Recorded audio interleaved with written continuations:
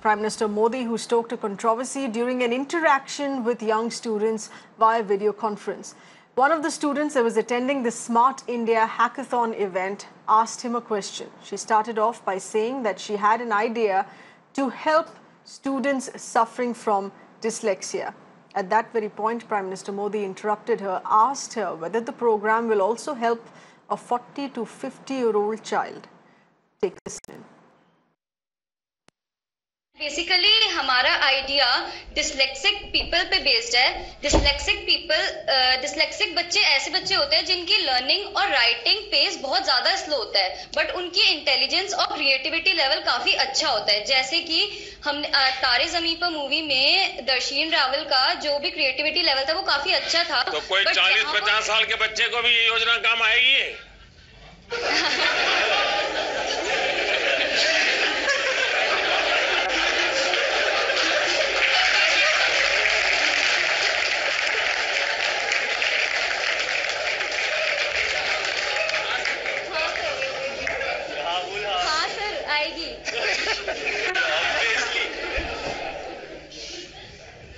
तो सब बेसिकली तो ऐसे बच्चों की माँ बहुत खुश हो जाएगी।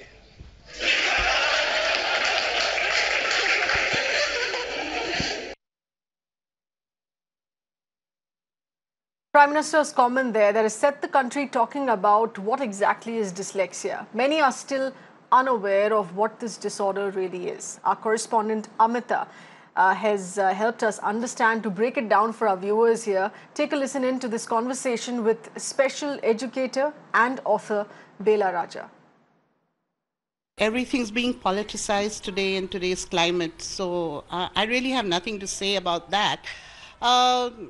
That is, I wouldn't be able to say whether that is, I wouldn't want to say whether that's in good taste or bad taste, but I'm more concerned about the message that is going out to people who are dealing with this subject of dyslexia and learning difficulties. So in that context, do you believe that there is lack of awareness as far as dyslexia is concerned? And if you can also help us break down what this problem is and how important it is to address this problem. Dyslexia is, first and foremost, it's a neurobiological difficulty. I wouldn't even call it a disorder, which hampers a person's ability to read. And I say that it is a normal deviance of brain function. I mean, for example, you may not be good at singing. I may not be good with directions, which I'm not. So that's how we are programmed. Those are the neural pathways in our brain. But because reading is all pervasive, you know, it is in every aspect of our learning. It manifests in so many different ways, and it becomes difficult for people to understand that the root of this may be dyslexia. And our awareness, therefore, and our clarity on the subject is very mixed and very confused. Our correspondent Amita there has also spoken to Harish Shetty, who is a psychiatrist. Here's what he's explained. What the Prime Minister has said in that event, do you believe that it was in bad light? I think it's unfortunate what he said. In an event and an environment where 99% of children with dyslexia have not been identified in the country, because most of the states in the country do not know what is dyslexia. Though the Disability Act is in operation and the Act has given 2 years for all the states to get their act together, 99% of children who are dyslexic or who have dyslexia are not aware. They drop out of school, they can get depressed, they can be bullied, and some of them also end up doing actions which are not social, and they may get into trouble with the law. Let's understand, what are the telltale signs that parents must be looking at? At what age, and how do they sort of go about it to train these children? If a child is not able to write legibly, writes very slowly after the age of 8, if the child is not able to comprehend and read appropriately, the child is making very silly mistakes in maths, if the child has an issue with understanding complex situations, then one should go and test themselves for learning disability. Let's get in further details. We have with us our correspondent Amita, who's, of course, through the day spoken to a set of experts here, helping us understand on why dyslexia is one relatively or largely not known much about in the country and even misunderstood, because at the end of the day, a person who suffers from dyslexia looks physically absolutely normal.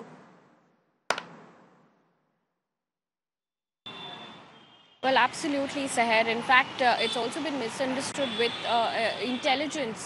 This is just a condition where children have difficulty either reading or writing or even spelling. And early detection is something that is abysmal here in India, according to experts, according to psychiatrists we've been talking to. They say that while across the world 5 to 10% of individuals have dyslexia, in India, according to the government in 2015, there was a paper released by the government which said that incidence of dyslexia in India stands at about 15%. In fact, screening tools at the junior and medium level, which is between 8 and 10 years, was also introduced in schools across 5 centers across the country. But much hasn't happened post 2015, because we saw in 2016 the Rights to Disabilities Act 2016 come about, where it categorically pointed at how teachers and parents who would brush silly mistakes, for instance in maths or reading problems that children have under the carpet, to train these teachers and parents to sort of detect this at the early stage. But psychiatrists tell us that 99% of the time that detection is not done. All right, Amita, please stay on with us. We're also getting in an expert word here on this. We have psychiatrist Dr. Sandeep Jadhav with us on the phone line. Appreciate you being with us, Doctor. In your view, given the fact that we've only now very recently, just in 2015, established a screening tool that needs to be implemented by all schools, how far behind are we really as a country in understanding, in taking this as a serious problem? Yeah, dyslexia is usually difficulty in learning, difficulty of learning to read or interpret words, letters or symbols. It's very difficult to identify, but all this is present in intelligent children, normal or highly intelligent children. So this yeah, right. Yes, Hello? please go ahead. Please complete your point. Hello, I cannot get it. Yes, please complete your point.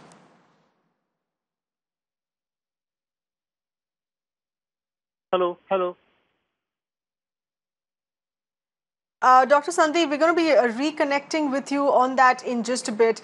Getting in further inputs here from our correspondent Amita. Amita, given the fact that this is now officially only recently been introduced, the screening tool, it is called the screening tool. It needs to be implemented by schools across the country. On ground, has there been any study to establish how many schools, government, municipality run or private, that are looking at this as a priority or have followed the act and implemented this tool? Well, not so much, it seems, Seher, because there are research papers as far as CBSE is concerned, and as of 2017, about 0.08% diagnosis has happened of people with learning disabilities. So essentially, early detection between the ages 3 and 10 does not happen, and 99% of the time it doesn't happen, according to psychiatrists. In fact, the MCI, which is the Medical Council of India, came up with a regulation in 2018, which doctors say is discriminatory in itself, because it had specific benchmark for disabilities without any measure of what that benchmark was. Hence, doctors say that the regulations in place itself is not being implemented and is discriminatory. Yes, stay with us, please. Reconnected with psychiatrist Dr. Sandeep Jadhav with us over the phone line. Dr. Jadhav, as you were saying here, that there is unfortunately so much ignorance across the board as far as dyslexia is concerned, because these are symptoms that don't normally show.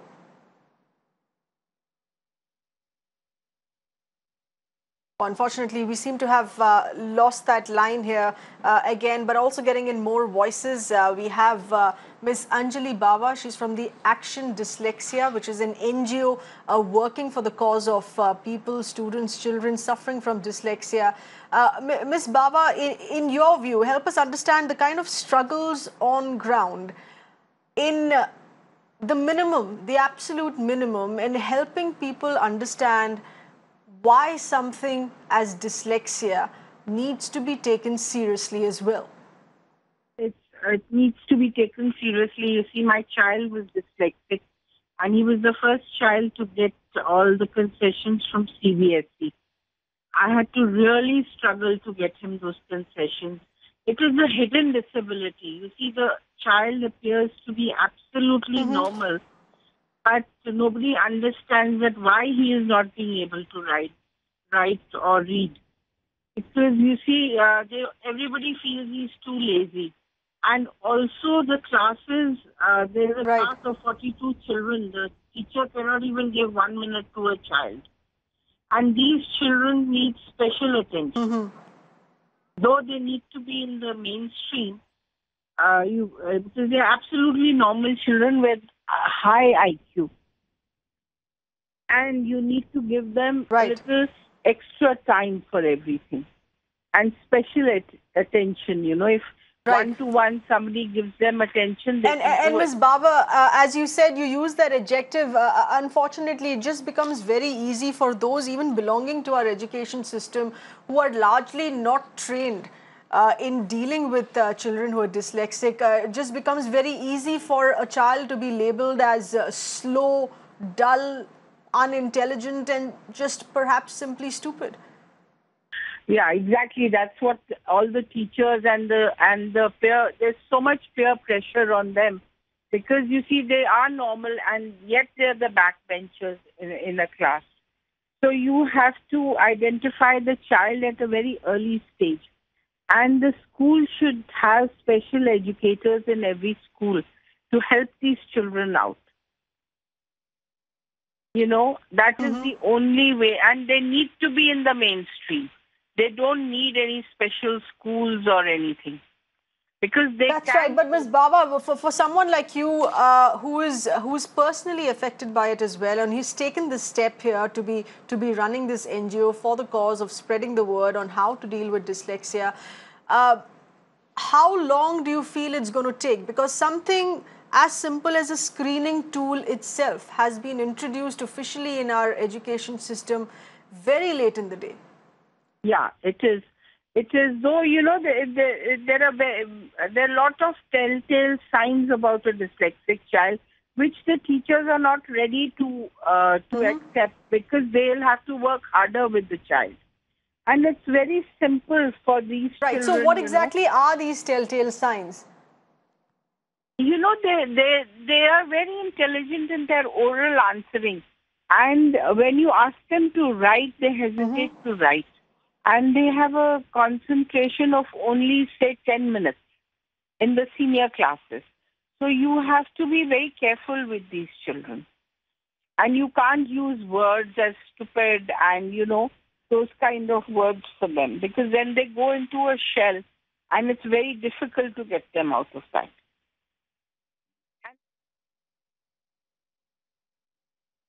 Right. Ms. Bawa, please stay on with us. We also have Dr. Shraddha Sidhwani, psychiatrist, with us on the phone line. Dr. Sidhwani, appreciate you being with us. Help us understand, in your experience, how difficult has it been for families who have a member of their family suffering from dyslexia, on this condition to be taken seriously, simply to in fact let people know that this is no laughing matter. Just because it's not a disability which shows physically, it still needs to be taken seriously.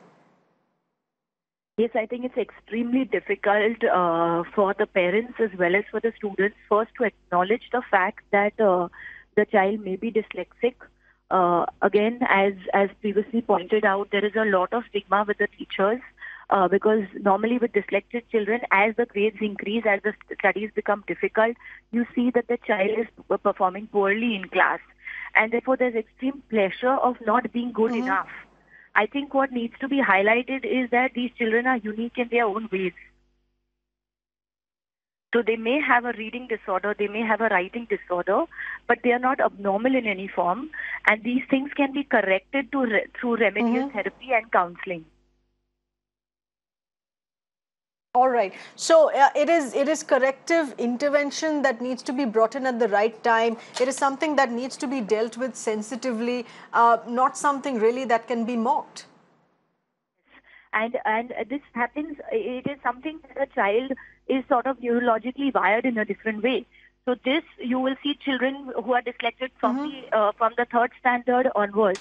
So I think it is very important for the teachers to pick up the signs, report it to the parents, or for parents to pick up the signs and then go to the school counselor vis-a-vis go to private counselors outside. We have a lot of government organizations nowadays who are doing testing and started to help in terms of the remedial work. Also, if you see with these children, because of the constant comparison in schools, of performing and the pressure, they are very, very frustrated and get extremely aggressive. And that's why, some kind of therapy in terms of child therapy or psychotherapy can help the students handle their emotions. Right. Dr. Sidhwani, as a psychiatrist and having dealt with people who are children who are suffering from dyslexia, in your view, what needs to change in India on ground? One, in first acknowledging that this is a condition that needs to be dealt with differently, needs to be approached far more sensitively. I think in the last decade, I feel there has been a lot of awareness. For example, most of our Bollywood movies also addressing this. A very classical example would be Tare Zameen Pe. The entire movie was based on dyslexia. I think so there has been a significant awareness. Right now, what needs to be done is the acceptance of these children in schools. So I think that itself, some kind of sensitization in terms of the authorities of the school, not to mock them and shun them, but as a general acceptance of society to, engage them, because most dyslexic students perform very well in sports and extracurricular activities. Right. Let's also, in fact, throw light on how are schools dealing with this, not just expensive private schools, who some of them being, of course, far better equipped here, but also schools run by the government or the municipal, in at least having the bare minimum screening tool that teachers would first need to be educated about how to use them, how to identify such students. I think what we need to do is we need to have large-scale workshops with the teachers to sort of help them understand that these conditions do exist. And then, sort of get those children, I'm sure in every grade you will have around 10 children out of 100 who may be dyslexic in today's time. I think to identify that lot in school and then have a proper remedial program even in government schools. And as initiated by the government, there are certain, government hospitals where you do get a certification for dyslexia. Children do get a writer and a reader in the 10th standard. So these are the laws which are already established. I think, but the society is not using them in its full capacity. Okay, so there are tools which are available, and because of the large unawareness regarding this, they're not being used either. Please stay on with us. Getting in further inputs from our correspondent Amita with us, who's of course spoken to a set of experts, has brought out the research that has been done and the statistics there that have been released by the government of India in just 2015 here. Amita, given that we've had the Disability Act having been passed into law in just about a couple of years now that we've seen, what are the deadlines assigned to the education system here to deal with this urgently?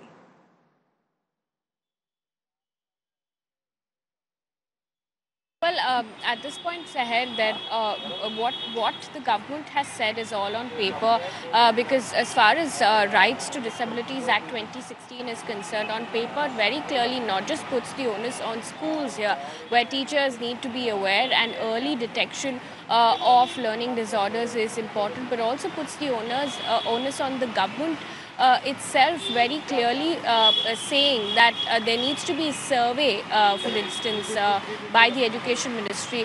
Every once in 5 years, teachers need to be trained. The number of training institutes for these teachers has to go up. All of this was laid down in 2016, but that hasn't really translated